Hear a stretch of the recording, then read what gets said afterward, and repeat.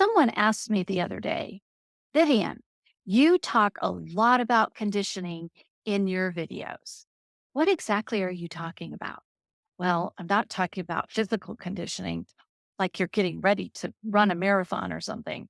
No, I'm talking about social conditioning. And it may surprise you to find out just how much social conditioning affects the way you think and how you show up in your life. Let's explore.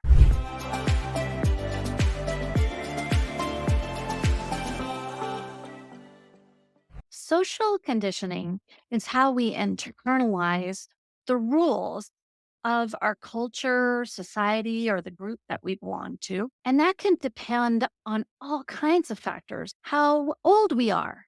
We're supposed to behave a certain way. We're supposed to dress a certain way. We're supposed to act a certain way. Or how we celebrate a certain activity or occasion. All of those things are what have influenced us to believe the way that we believe. Social conditioning goes wide and deep, and it is ingrained in us from a very early age. So much so that sometimes we don't realize or understand that it's even happened. It's not until we're quite a bit older that we realize, I've always thought that way because that's what was expected, or that's how my parents thought, or that's how my grandparents thought, or that's how my teacher or my coach thought.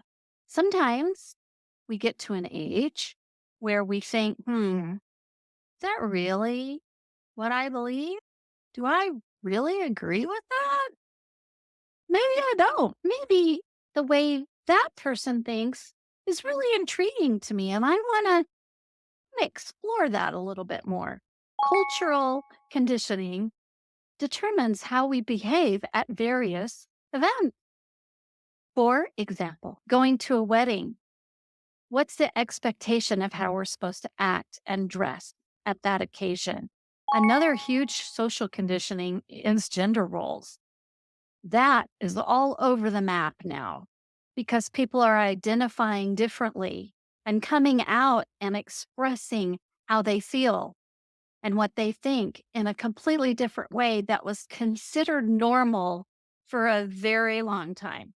Another biggie is religion, of course. You might be Christian, but look at all the different Christian beliefs and conditioning. What are the Catholics doing? What are the Protestants doing? What are the Mormons doing? Whatever group that you grew up in, you were conditioned, you accepted and internalized what was presented within that social conditioning. Another really biggie is politics. You were conditioned to believe a certain way when it comes to politics. Here's one that hits really close to home with me.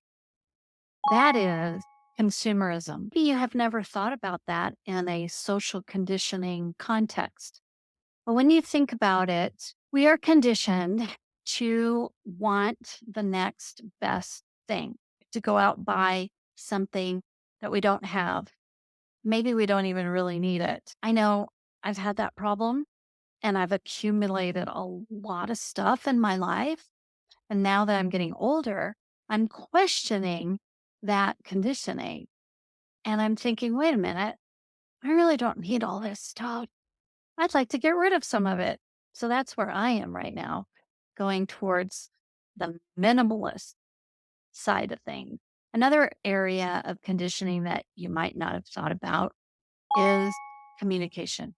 Think about how different cultures communicate, what different body language mean inside of those cultures. All of that is conditioning influenced by the group that you belong to. When I bring up conditioning in my talk, that's what I'm talking about. And particularly when it comes to finances, some people are conditioned to save like crazy. Some people are conditioned to spend like crazy. Some people are conditioned not to talk about money. Some people are conditioned that it's not a big deal to talk about money. I want to encourage you to think about your conditioning, the influences that you have had in your life and make sure they are not preventing you from having financial confidence and a secure financial future.